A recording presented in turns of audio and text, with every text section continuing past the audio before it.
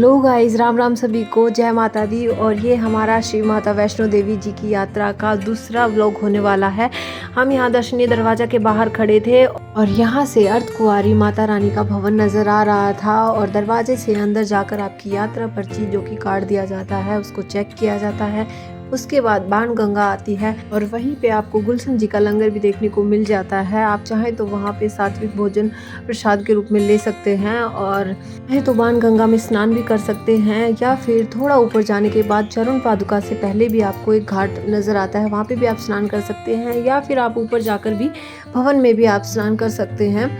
इससे आपको पिट्ठू पाल की घोड़े की व्यवस्था देखने को मिल जाती है। और अगर आप बच्चे के लिए प्रैम्प करना चाहते हैं तो वो भी आप यहाँ से कर सकते हैं। इन सब का रजिस्ट्रेशन जो श्री माता वैष्णो देवी जी का श्राइन बोर्ड है वहीं पे होता है। पोनी पालकी एंड पिट्ठू प्रीपेड बुकिंग काउंटर, यहाँ से आप घोड़े पालकी और प्रैम्प की सुविधा यहाँ से ले सकते हैं। यहाँ से आपका जो जितना रेट बनता है वो जमा कर लिया जाता है और जीएसटी वगैरह जो उनकी तरफ से काटा जाता है, जो घोड़े वाले हैं पालकी वाले हैं उनका 18% जीएसटी काट लिया जाता है। जैसे कि यहाँ पे बोर्ड लगा भी रखा है, पोनी एंड पालकी का 50 रुपीज़, पिट्ठू का आपको 40 रुपीज़ होता है इनका जो जीएसटी का कटता है।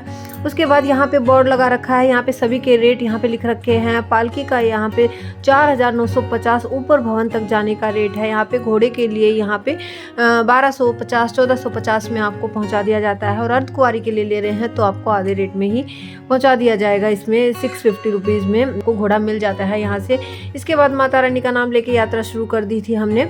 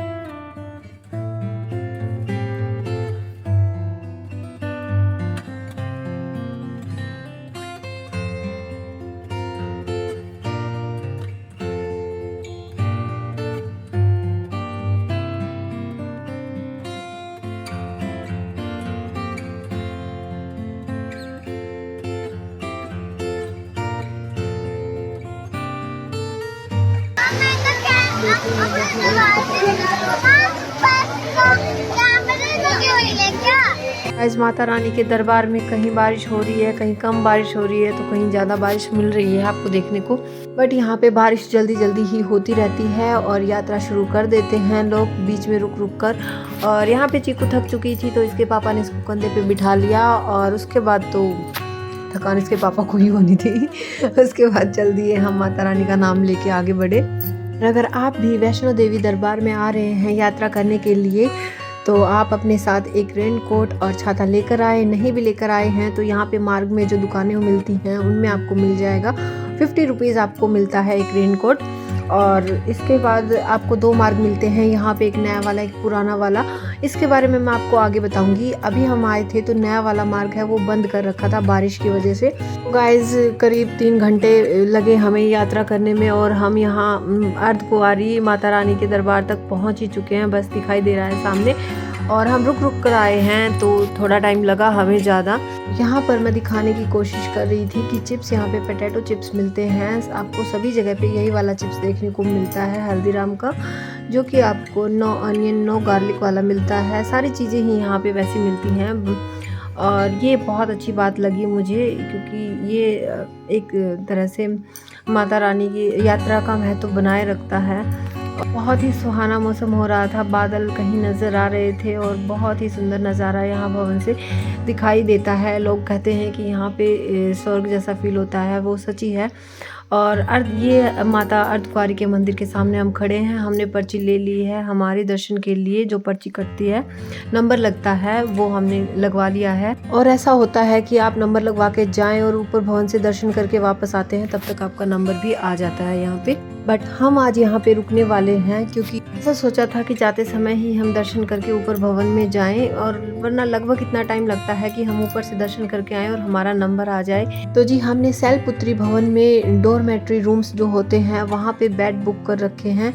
जैसे 150 रुपीज़ आपको पर बेड देना पड़ता है। यहाँ पे हमने ऑनलाइन बुकिंग कर ली थी और इस वजह से यहाँ पे बेड्स तो खाली मिलते हैं, बट अब दिए उन्हीं को जाते हैं जो पहले से ऑनलाइन बुकिंग करके आते हैं, और उनको अगर ज़्यादा रुकना पड़ता है तो भी आपको बेड अवेलेबल मिल जाते हैं। सही हम शैलपुत्री भवन में एंटर करते हैं, सामने आपको दान पात्र रखा हुआ मिल जाता है। अगर कोई दान करना चाहे तो यहाँ भी कर सकता है, क्योंकि ये श्राइन बोर्ड का ही एक भवन है जहाँ पे आपको रूम्स दिए जाते हैं।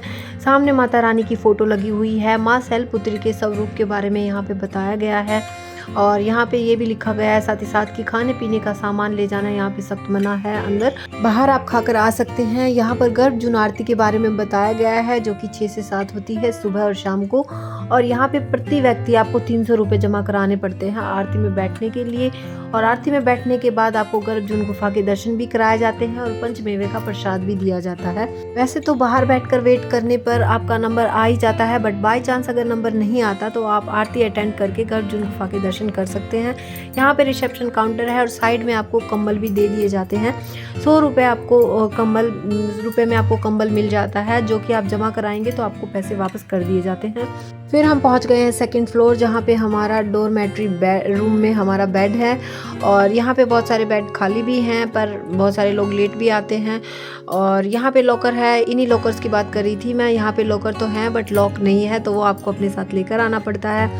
और इसके साथ साथ यहाँ पे अगर आपको ज़रूरत पड़ती है एक्स्ट्रा बेड की तो वो आपको दे दिया जाता है, बट वो तभी दिया जाता है जब आपने पहले से ऑनलाइन बुकिंग कर रखी होती है कुछ बेड की, वरना यहाँ पे हाउसफुल का बोर्ड लगा रहता है, उस स्थिति में आपको बेड नहीं मिल पाता। यहाँ पे शैलपुत्री भवन के बिल्कुल सामने से जाने वाला मार्ग ऊपर की ओर माता रानी के भवन तक लेकर जाता है। वहाँ पे रास्ते में हाथी माता सांझी छत मिलती है, फिर माता रानी के भवन में पहुँचते हैं, फिर भैरव बाबा जी के दर्शन करने जाते हैं। उसके बाद हम गर्भ जून गुफा के बिल्कुल बाहर बैठ गए थे। यहीं पे आपको अपने नंबर का इंतजार करना होता है, और ये जो मार्ग साइड से जा रहा होता है ये आपको नए वाले माता के भवन में जाने के लिए जो मार्ग है उसी में जाकर आपको मिलता है। इस तरीके से ये मार्ग आपको यहाँ से भी मिल जाता है। और आगे की वीडियो के लिए मिलते हैं नेक्स्ट व्लॉग में, तब तक के लिए जय माता दी।